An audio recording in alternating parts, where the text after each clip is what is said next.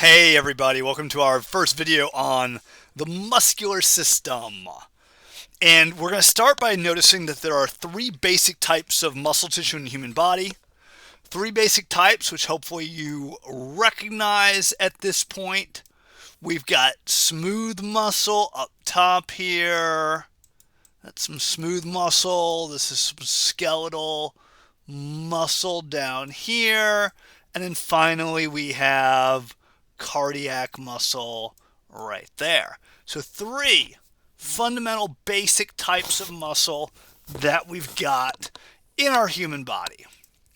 All right, skeletal muscle is made of cells that are generally attached to bone, although not always. Like think about the skeletal muscles that are going to move your eyes or cause facial expressions.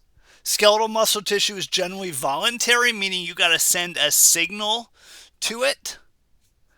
Skeletal muscle tissue is known as striated tissue, and it's striated because of the way the contractile proteins are arranged. And those two contractile proteins that we do have to know about are actin and myosin. Now finally, skeletal muscle cells are called fibers because they tend to be long and skinny. So when we look at a human person, we notice their muscles. Those are all skeletal muscles we're referring to. Pec major, trapezius, deltoid, biceps brachii, brachialis, triceps brachii, rectus femoris, gastrocnemius, all are skeletal muscle. Now cardiac muscle is of course only found in the heart. It is an involuntary muscle tissue. The cells in cardiac muscle are striated, like we can see the striations. Although if we go back and we look at the striations in skeletal muscle, they're definitely a lot more apparent under the microscope. In cardiac muscle, they're there. You just got to look harder to kind of see them. Again, the striations are there because of the pattern of arrangement of contractile proteins, which are actin and myosin. Now in cardiac muscle, we do also see these reddish structures here, perpendicular to the muscle cell. These are called intercalated discs, and intercalated discs are going to connect muscle cells in the heart to each other both mechanically by way of desmosomes and electrically by way of gap junctions. All right, smooth muscle, the cells in smooth muscle are called fibers. And it's smooth muscle because it's not striated, so that's why it's called smooth. And it still has the contractile proteins, actin and myosin, but they're just not arranged in the same pattern, so we don't get the striations. Smooth muscle is involuntary. We're going to find it in the walls of hollow organs primarily, like this urinary bladder here, this urethra, the ureter, the small intestine, the large intestine, the stomach, the esophagus, blood vessels, like these arteries and these veins. So that's smooth muscle. Now overall, muscle tissue, muscle cells are excitable. That means they conduct action potentials. Muscle cells are contractile, which means they can powerfully shorten. Muscle cells are extensible, which means they can stretch. And muscle cells are elastic, which means they snap back after they stretch. Some basic functions of muscle tissue. Muscle tissue creates movement. It's going to stabilize joints. It's going to do thermogenesis, which is the production of heat. And it's going to maintain your body's posture, your body's position. All right, we're going to talk now about skeletal muscle until the very last few slides where we'll talk about smooth muscle, and then we'll talk about cardiac muscle more in AP2. Now, skeletal muscle cells, or fibers, are wrapped in loose connective tissue called an endomysium. And the endomysium is going to bind neighboring muscle cells to one another. Bundles of muscle fibers, bound together by their endomysiums, are known as fascicles, and they're wrapped in a dense connective tissue called the paramecium, and then several fascicles plus blood vessels and nerves create the actual muscle itself. Like if we're talking about the biceps brachii, we now have in the biceps brachii multiple fascicles, blood vessels, and nerves. And all of that is wrapped in a dense connective tissue, which is called the epimysium. If we look at this picture, this is a single muscle cell.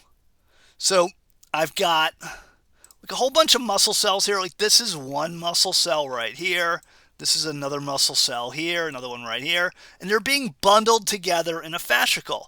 Now, this stuff in between the muscle cells, this is the endomysium here, okay, where I'm putting the little dots. That's the endomysium. And it binds neighboring muscle cells together, creating a bundle. And we have a bundle here. This bundle is a fascicle. And the membrane around the fascicle, where I'm putting dots right now, there we go, is called the paramecium. And then over here, I've got dozens of fascicles, plus I see little arteries, I see little veins, I would have nerves in here as well. And all of that is wrapped by an epimysium, and that creates the muscle. Notice, of course, the epimysium is attaching to the tendon, which is then attaching to the bone itself. All right. If we look at just another view, here's the epimysium on the outside. Here's some paramecium going around a fascicle. And then this is one muscle cell here. This is another muscle cell, and all this connective tissue in between them makes up the endomysium. Okay. Good thing to know is that the amount of connective tissue is going to vary from muscle to muscle, which is why you get some steaks that are delicious and expensive and they almost melt in your mouth, whereas other steaks you've got to do more chewing, and you get your jaw muscles to work out. So the more expensive the steak, the less of the connective tissue it is going to have. All right. Skeletal muscle is, of course, generally attached to bone, and that attachment is between the muscle's epimysium and the bone's periosteum. And that attachment can be a tendon, which is a cord of dense regular connective tissue. Like we got two tendons right here attached to the biceps brachii. Now, when we're talking about skeletal muscle attachments, the less mobile bony attachment is called the origin. And the more mobile bony attachment is called the insertion. So think about when this biceps brachii contracts, the radius moves more than the scapula does. And for that reason, the insertion is on the radius and the origin is on the scapula. Now, it doesn't always have to be a tendon where it's a cord of dense regular connective tissue. It can be a flat sheet-like structure made of dense regular connective tissue, and that sort of structure is called an aponeurosis. This is an aponeurosis right here, attached to that external oblique muscle right there. And by the way, while we're here, notice the rectus abdominis, notice the internal oblique, notice the transverse abdominis, notice the pec major, notice the serratus anterior, notice the latissimus dorsi. All muscles that we go over in lab. Okay, one thing about skeletal muscles is when we look at a skeletal muscle cell, and I'm going to backtrack a bunch here. Bear with me for a moment, Tito. There we go. There it is. This will do. So this is one skeletal muscle cell right here going vertically. Here's another one neighboring it. Here's another one over here. Notice that in each of these skeletal muscle cells, we got a bunch of nuclei. Like I just see a lot of nuclei in each cell. And the reason we have a lot of nuclei, in other words, the reason we're multinucleate, is because skeletal muscle cells are formed when embryonic muscle cells called myoblasts fuse together. So these are some myoblasts, and they're fusing together to make the skeletal muscle fiber, and the resulting skeletal muscle fiber is going to be multinucleate. By the way, there's a word for a cell made from the fusion of other cells. Those are called, each of those is known as a syncytium. A syncytium. Okay, here we have an example of a syncytium. This is a skeletal muscle cell. Because it is long and skinny, we call it a skeletal muscle fiber. We do see 1, 2, 3 nuclei here. Of course, there could be hundreds, if not thousands, of nuclei in this multinucleate cell. Now, we also see the plasma membrane of the skeletal muscle cell that is called the sarcolemma. We met an axolemma and a neurolemma in the nervous system lectures, and then we got a sarcolemma. We'll see sarco quite a bit. Sarco means flesh or meat, so it's often used as a prefix for muscular structures. Now, within the sarcolemma, we find the sarcoplasm, which is like the cytoplasm of the cell. Within the sarcoplasm, notice we have a lot of mitochondria.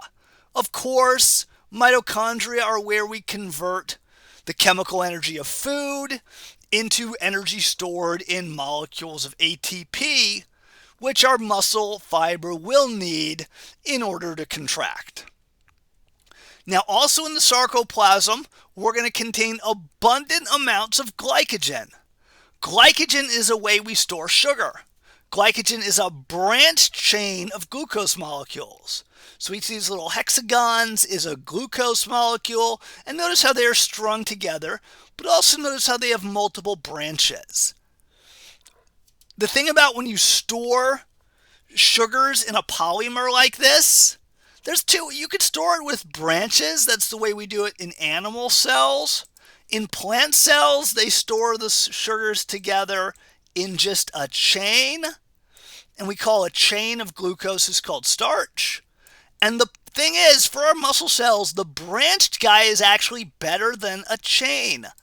Because if you think about it, if I'm cutting a glucose off, I can only cut off a glucose here or here and use it, have my cell use it to make ATP. But with a branch chain, I've got a lot more ends with glucose, right? Because every branch has an end. So I can cut glucoses off at a much greater rate with a branch chain. Okay, another thing that's abundant in skeletal muscle fibers is a protein called myoglobin. This is myoglobin right here. Myoglobin is an oxygen storage protein. Of course, oxygen is essential for cell metabolism and ATP production, so the muscle cell is going to have a means to store some oxygen, and that oxygen storage protein is myoglobin. If you've heard of hemoglobin in red blood cells, it is related to myoglobin. Okay, now I want to talk about the dominant structure in the sarcoplasm. The dominant, most abundant structure in the sarcoplasm is the myofibril. These are these cylindrical proteinaceous structures capable of contraction. The myofibril is where the contraction is going to take place. All right, what I want to do is zoom in on a myofibril. So here's my muscle fiber. Each of these cylinders here is a myofibril. Here's a myofibril popped out. And now we're zooming in on one right here. Myofibrils are made of these protein structures called thick and thin filaments. The red lines in this myofibril represent the thick filaments. Thick filaments are made up of myosin proteins.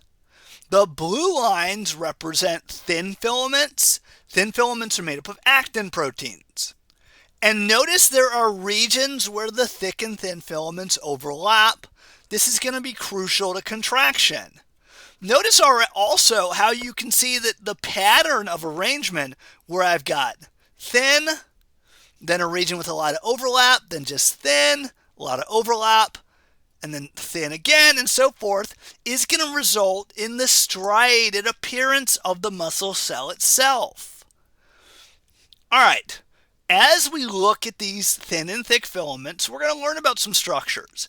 We're going to notice that there is a repeating unit in the myofibril called a sarcomere. Note this diagonal line here, and note that we have thin filament, overlap, thick filament, overlap, thin filament, and another diagonal line. That is called a sarcomere, and that sarcomere is going to repeat over and over again down the length of the myofibril.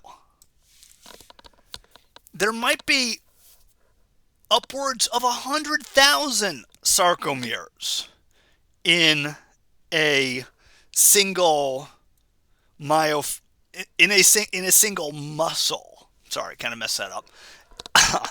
If I could edit these videos, I would totally go back and edit stuff, but I got no editing capability.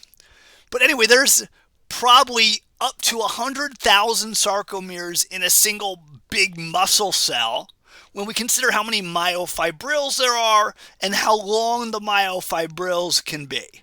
So definitely going to have at least hundreds to thousands of sarcomeres in a single myofibril, and even more sarcomeres in a whole muscle cell.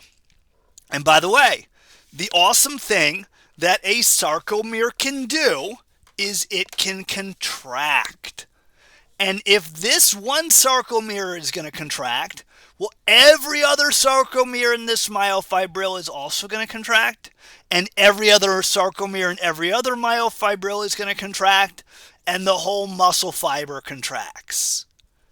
So keep that in mind. Okay. The diagonal line we saw earlier is called a Z-disc. And a Z-disc is anchoring the thin filaments. And Z-discs are marking the ends of a sarcomere. So a sarcomere runs from one Z-disc to another. Z stands for Zwischenscheibe, which is a German word, Zwischenscheibe. I'm not sure if I'm spelling it right. Which means like between the discs, Zwischenscheibe. If you're not in my class and you're watching this video, it's fun to ask your teacher what the Z in Z-disc stands for. See if they know. Anyway, a Z-disc is going to mark the two ends of the sarcomere. And there's a lot of other stuff in the sarcomere that we do have to know. So there is this region called the I-band. Notice how the I-band is actually going to be in two sarcomeres at the same time because it's got the Z-disc in the middle. The I-band is the area where there is only thin filament and no thick filament. Okay? The I in I-band stands for isotropic and has to do with how it reflects light in the microscope. And so the I-bands are actually the lighter regions here. So these lighter regions are the I-bands. So the light part of the striations are the I-bands. Okay, cool. Let's keep going. There's also a region called the A-band, which runs from the edge of a thick filament to its other edge. Every sarcomere has one A-band. Every sarcomere has just a single A-band. So in our sarcomere, we've got A-bands. A stands for anisotropic, which again just refers to how it reflects light. And in fact, the darker regions in the striations are the A-bands. Now, it is important to notice that within an A-band, there's two regions of overlap. This is one region of overlap, and there's another region of overlap. And these regions of overlap are going to be crucial for contraction. Also within the A-band, so within each sarcomere, is going to be a region called the H-zone. The H-zone is in between the overlap parts, and the H-zone is where I only have thick filament and no thin. The H in H-zone stands for Hella. I think it stands for Hella. I think that's how you pronounce it. It's another German word, and it means bright. So when you look at it under a microscope, it's going to be a little bit like lighter looking, a little bit lighter looking. Anyway, yeah, Helle. I spelled that right. Love double checking myself as I make the video. All right, let's keep going. We're only 20 minutes in. Let's make this the longest video of all time here. So, if we slice a myofibril in the I band, we only see thin filaments. If we slice it in the H zone, we only see thick filaments. If we're toward the outer edge of the A band, that's in that region of overlap, and so I see both thick and thin filaments here. Now finally, we've got something called the M line, which notice that the M line is perpendicular to the Z discs, but the M line is anchoring the thick filaments while the Z disc anchored the thin filaments. So the M line is right in the middle of the H zone. The M stands for Mittelscheibe. Again, ask your instructor what the M stands for. Mittelscheibe, which means in the middle of the disc. And so the M line is right in the middle of the sarcomere. All right. So what we're going to do now is look at the actual real thing. And striations that we saw here are neighboring A and I bands. So this dark area right here is an A band. This is an A band. And then this is an I band right there, and you can actually see the Z disc in the middle of the I band. And you can kind of see where the H zone is in the middle of the dark A band because it's a tiny bit light in there. All right, let's look at another view. There we go. So this is another view of all the proteins involved. So here is a Z disc. This is a Z disc right here. This is a Z disc right here. The Z from Z disc to Z disc is a sarcomere. And here is my thin filament right here. Another thin filament. All the little blue circles are actins. Here is my thick filament. All these pinkish cylinders with the little hands sticking out. These are all my myosins. Notice that right here, I've got no thick, but I do have thin. So this is part of my I band right here. Then from here to here would be my A band. And then from here to here would be my H zone. And there's the M line right in the middle of the H zone, helping anchor the thick filaments. Now, notice the region of overlap again, too. So crucial, so important, that region of overlap. All right, here I've got a fully relaxed sarcomere. So let's just start by labeling some stuff. This is a Z disc, and this is a Z disc. So this is a sarcomere from right here to right here. That's one sarcomere, okay? And notice that I've got my A band. So my A band is going to be from here to here, where I put the two A's. Then notice that this is my I band. From here to here is my I band, because I've only got my, my thin filament. There we go. And then this little guy here, from here to here, this represents my H zone. All right, here's what happens. The little hands on the myosins, they're going to reach up and grab the actin, reach up and grab it and grab it and grab it, grab it, grab it, grab it, grab it, grab it. All of these guys are grabbing it. We're doing the same thing here. They're grabbing. And then what they're going to do is they're going to yank it. So this guy's going to get yanked. It's going to get pulled, tugged. It's going to yank it inward. So the little myosins are going to grab onto the actins and yank them inward. And that's what happens during contraction.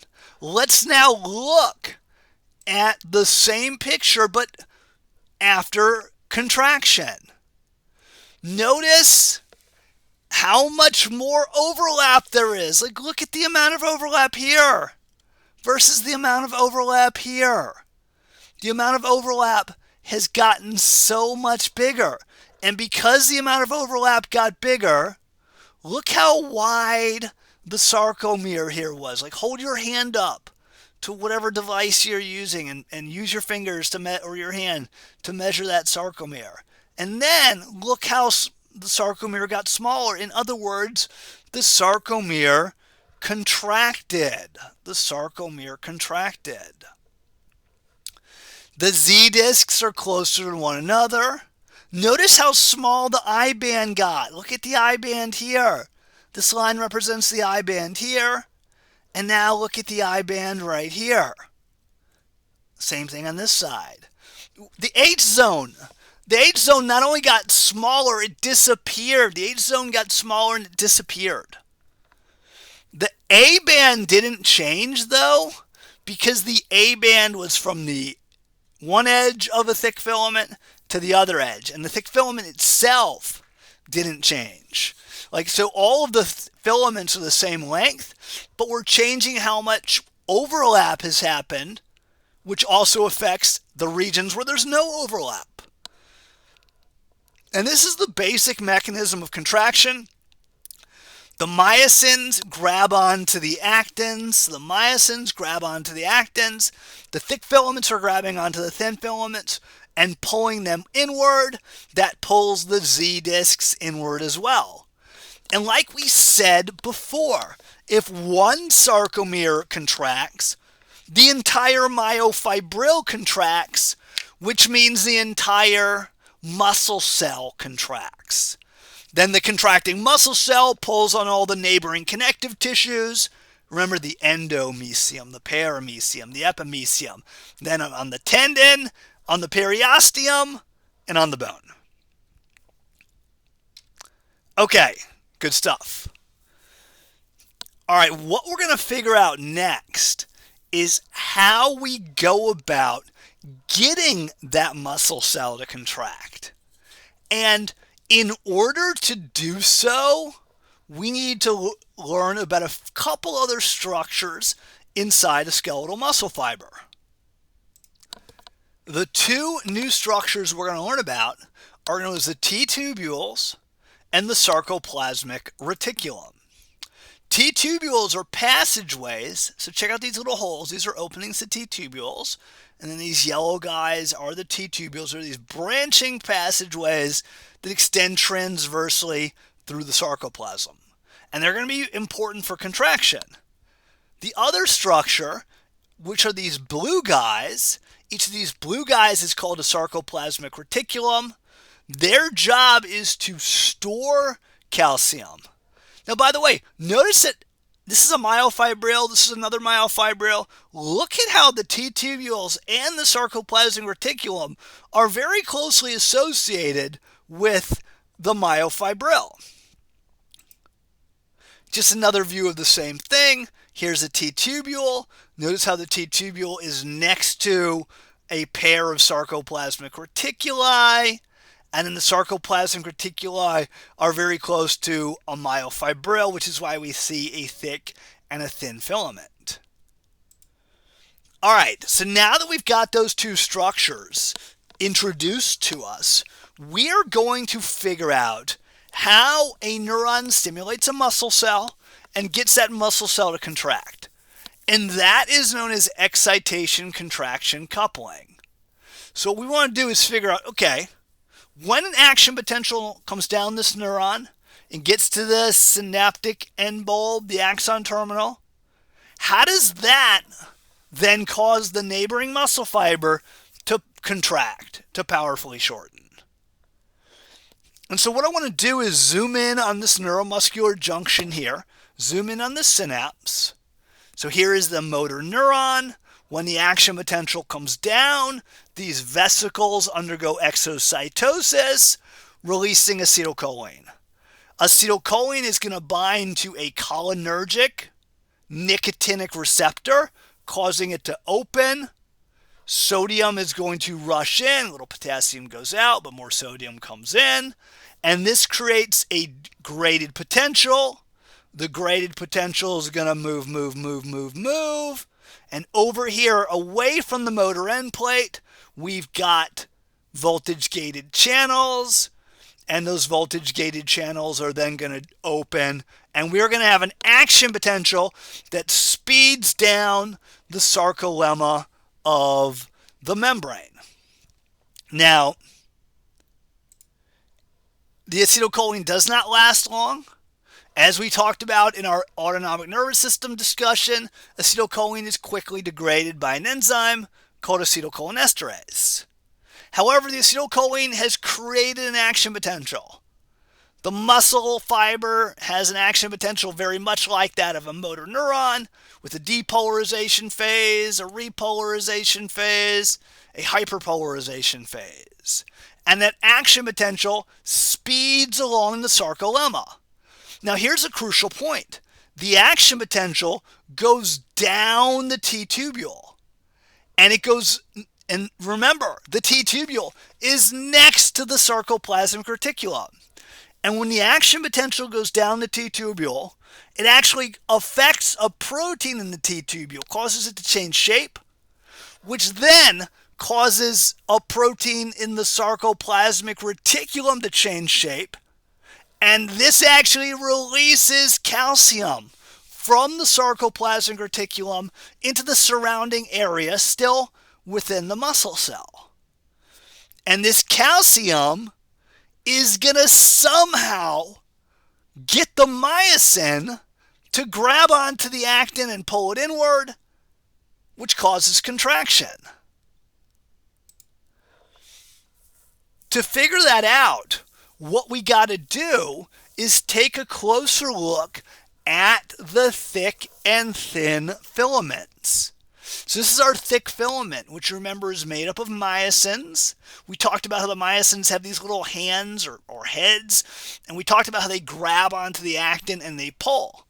Well, notice if we take like one myosin molecule out, it's kind of like two golf clubs that have been like kind of spiraled together. We've got a tail, we've got a hinge region, we've got a pair of heads. Notice the heads have places to bind actin, because we know these guys grab onto actin. They've got a hinge region because we know that they pull on the actin, so they got to bend. And that's going to require energy, so they have a place to grab on and utilize ATP as well. So that's our thick filament. If we take a look at our thin filament, it's all these little beads of actin that are strung together. And notice that each little actin has a spot, a little dent, where myosin attaches. Now here's a crucial point. In the thin filament, in the normal situation, the binding site for myosin is covered up. There's this string-like protein. This string-like protein is called tropomyosin. And the position of tropomyosin is controlled by a regulatory protein, the yellow guy here, called troponin. So in order for myosin to be able to use its heads and reach up and grab onto actin, we got to somehow get the tropomyosin out of the way. And that is where the calcium is going to come in. So the calcium, when it's released from the sarcoplasmic reticulum, the calcium is going to bind to the troponin. The troponin then shifts the tropomyosin, and now the actin is exposed. The myosin is able to reach up and grab onto it, and that creates what's called a crossbridge. And then the myosin, notice how the myosin, look at the position here, look at the position here, it's bent or hinged, and we've pulled the actin inward, and our sarcomere has gotten shorter. In other words, the sarcomere has contracted, and we know if one sarcomere contracts, they're all contracting, and the whole muscle cell is contracting. So here is our uncovered. Actually, let's start with number one.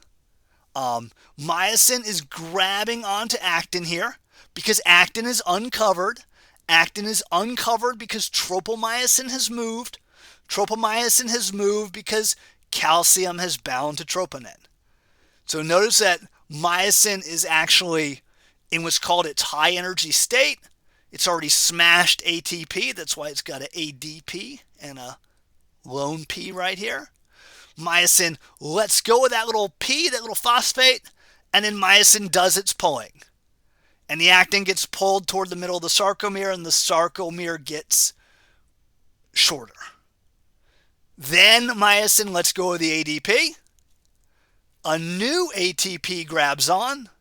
When the new ATP grabs on, the myosin is able to let go. Then it smashes that new ATP, uses the energy to get ready, and then it grabs on again, and it repeats this process as long as it has ATP and as long as there's calcium present. It'll keep doing this, keep tugging the actin molecule, the thin filament inward, and the sarcomere gets shorter and shorter and shorter. All right, so just to run through it all again, the action potential gets to the axon terminal, causes it to release acetylcholine. Acetylcholine binds to that nicotinic cholinergic receptor on the motor end plate. The receptor opens its channel, sodium rushes in, and the membrane depolarizes. We get a graded potential, and then we get an action potential, which speeds down the sarcolemma, goes through the T-tubules, causes the sarcoplasmic reticulum to release calcium. The calcium binds to troponin, which moves tropomyosin, exposing actin. Myosin grabs onto actin, creating a crossbridge. Myosin pulls inward. Then myosin uses a new molecule of ATP to let go, breaks that ATP, grabs on again, and repeats. And the sarcomere gets shorter and shorter and shorter, and the whole muscle cell contracts. And this seems like a perfect place to stop. We'll pick up next time and quickly go over muscle relaxation, and then we'll move into some other topics, and we'll finish this unit on the muscular system. So I will see you next time around. Bye-bye.